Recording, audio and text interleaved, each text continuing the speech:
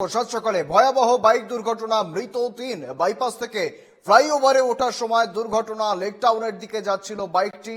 হাসপাতালে নিয়ে যাওয়ার সময় ৩ জনেরই মৃত্যু হয়, বাকি একজন আরজিকর হাসপাতালে চিকিৎসাধীন রয়েছে। আবারও জানাবো, সাত সকালে একেবারে ভয়াবহ বাইক দুর্ঘটনা। লেকটাউনের দিকে যাচ্ছিল বাইকটি। আমরা সরাসরি যাব, আমাদের সঙ্গে রয়েছেন প্রতিনিধি বিউ সরকার।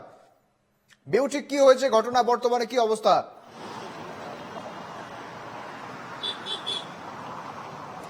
একদমই, দেখো আমি ছবিটা দেখাবো যে বারবার যেখানে সচেতন করা হচ্ছে তারপরও দেখা যাচ্ছে যে এই যে আবারও শহর কলকাতায় দুর্ঘটনা।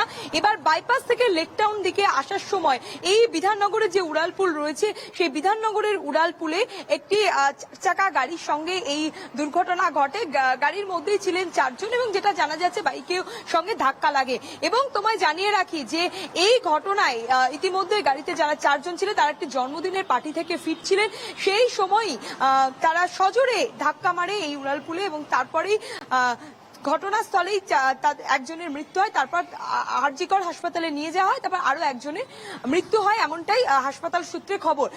দুজনের আশঙ্কাজনক অবস্থায় তারা হাসপাতালে ভর্তি রয়েছে। কি হয়েছিল, আমি যারা প্রত্যক্ষদর্শী ছিলেন আমি তার সঙ্গে কথা বলে নেবো। দাদা, কি হয়েছিল? যখন এই টার্নিংটা ঘুরছে, ঘোরামুখে ধাক্কা মারলো। হ্যাঁ, ঘোরামুখে ধাক্কাটা মারলো।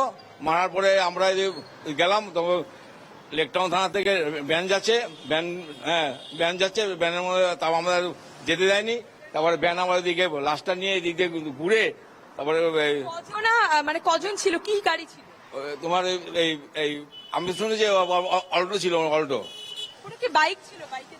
না, বাইকে না, বাইকওয়ালা দৌড়িয়ে যাচ্ছিল তখন। আর তখন পুলিশের ভ্যানটা চলে যাচ্ছিল, তখন আমাদের যেতে দেয়নি। তারপর পুলিশ দেখলাম মেট্রো করে নিয়ে তারপর হাসপাতাল নিয়ে যাচ্ছে, এদিক দিয়ে বাজি করে নিয়ে যাচ্ছে আমাদের দিক দিয়ে গাড়ি। গাড়ি তো দেখা যাচ্ছে না, তো তোমার যাচ্ছে তো মেট্রো তো না, এটা বুঝতে পারিনি। বলছো যে মানে ওই যে বিশাল একটা অ্যাক্সিডেন্ট হয়েছে, বিশাল। আমাদের যে মোটরসাইকেল ছিল, লোকটা যাচ্ছিলাম তখন বলছে কদিকে যেতে দিচ্ছে না, বিশাল বড় অ্যাক্সিডেন্ট।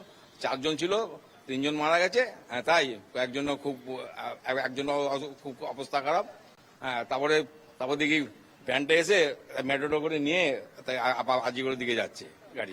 গতিবেগ ছিল? হ্যাঁ, গতিবেগ ছিল তো, না তো এত যে ধাক্কা লাগে কিভাবে। হ্যাঁ, তখন আমরা আবার তো পুলিশ চলে গেল। তা পুলিশের ভ্যান অনেকক্ষণ ছিল ওই জায়গায়। হ্যাঁ, পুলিশের ভ্যান অনেকক্ষণ ছিল, তারপরে লোকজন যেতে দিচ্ছে না, তারপর আমরা আবার চলে আসলাম। অর্থাৎ অত্যাধিক গতির ফলে এই দুর্ঘটনা, এমনটাই জানাচ্ছেন প্রত্যক্ষদর্শীরা। এবং আমাদের সঙ্গে ছিলেন আমাদের প্রতিনিধি বিউ সরকার। ধন্যবাদ তোমায়, বিউ।